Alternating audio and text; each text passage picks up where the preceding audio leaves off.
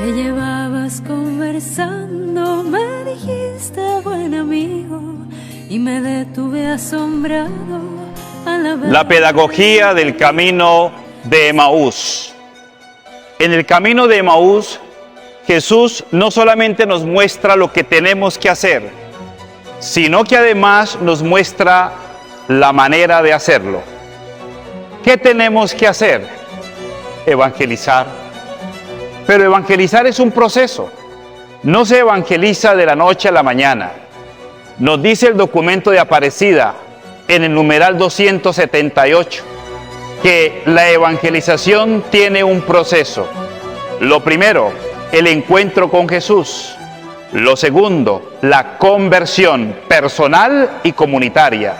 Lo tercero, el discipulado. Lo cuarto, la comunión. Y por último, la misión.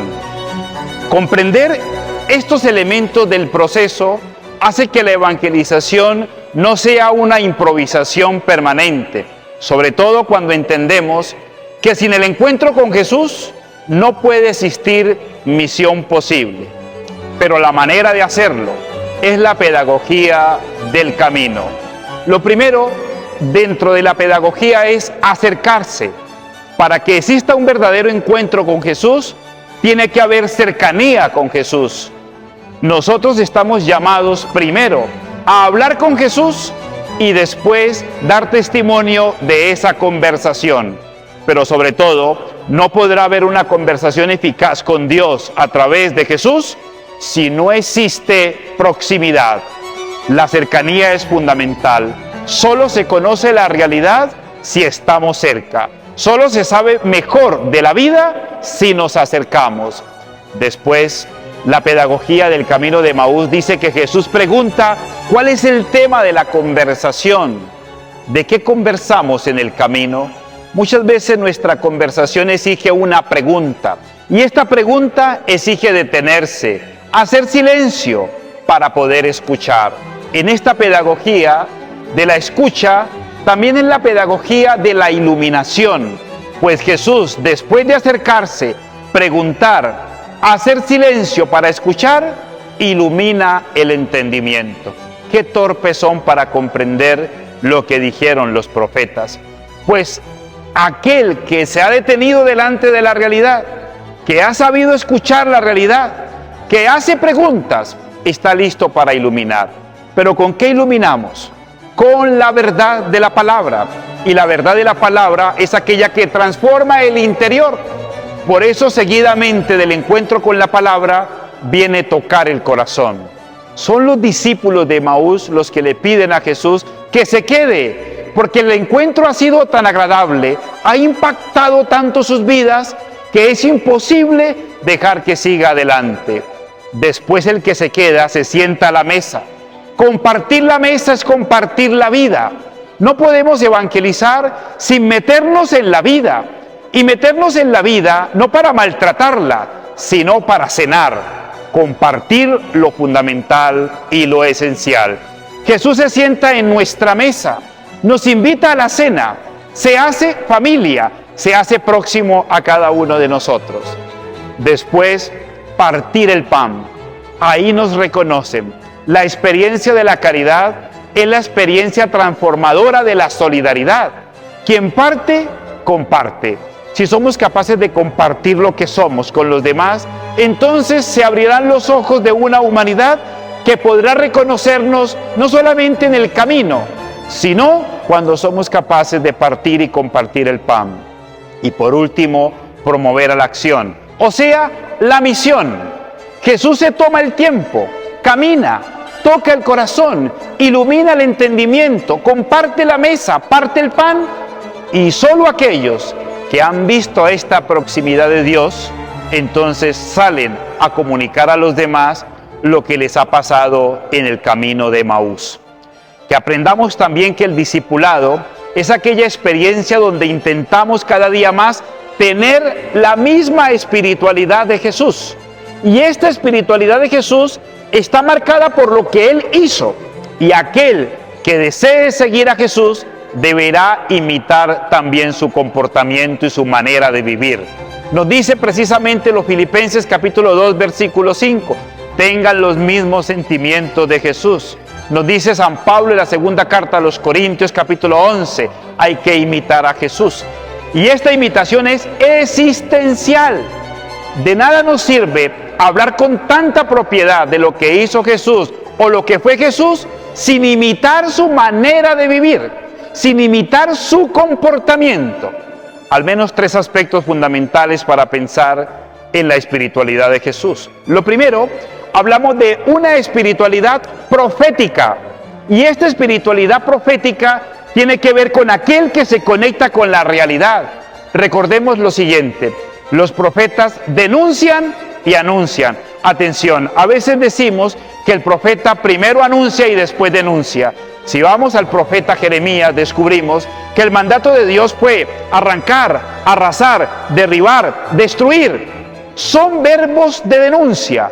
Si no reconocemos lo que está mal, va a ser muy difícil que podamos sembrar en esta realidad lo que está bien. Y después nos dice el profeta Jeremías, edificar y plantar.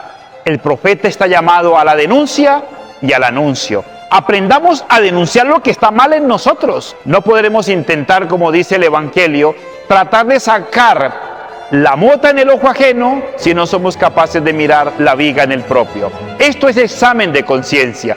Y después podremos ir al hermano a poner en práctica la manera de denunciar en el Evangelio, buscar en silencio valientemente al otro y hacerle caer en la cuenta de la oscuridad que tal vez no está contemplando.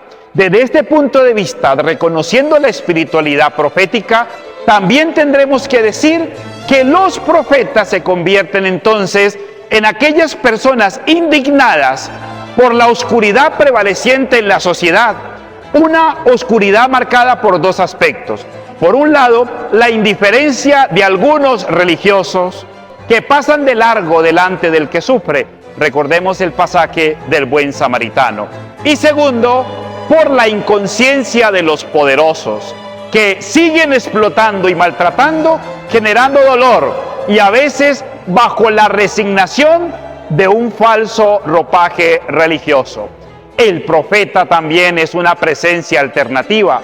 El profeta no habla por hablar, pues bien sabemos que este ejercicio de profeta es lo que hace que entregue la vida hasta el final, denunciando y anunciando la palabra de Dios. Y tercero, los profetas como centinelas.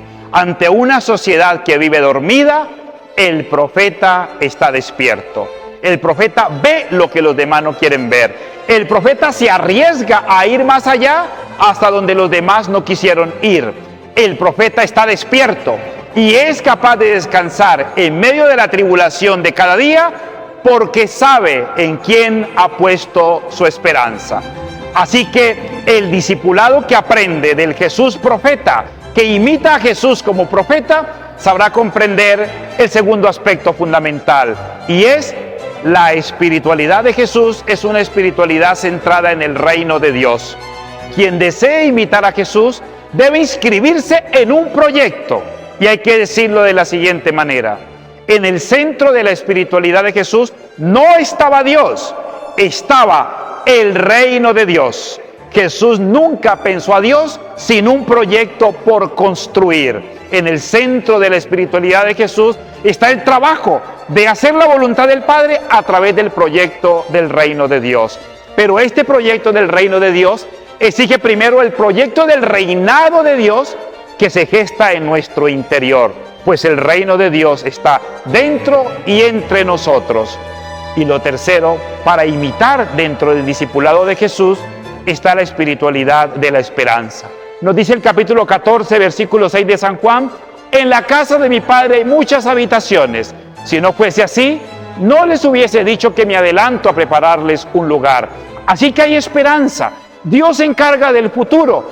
Entreguemos lo mejor en cada uno de nuestros presentes. Solo de esa manera comprenderemos que vale la pena la vida, y no solamente la vida, sino el poder compartirla y entregarla por el servicio a la humanidad, por el bien de los demás.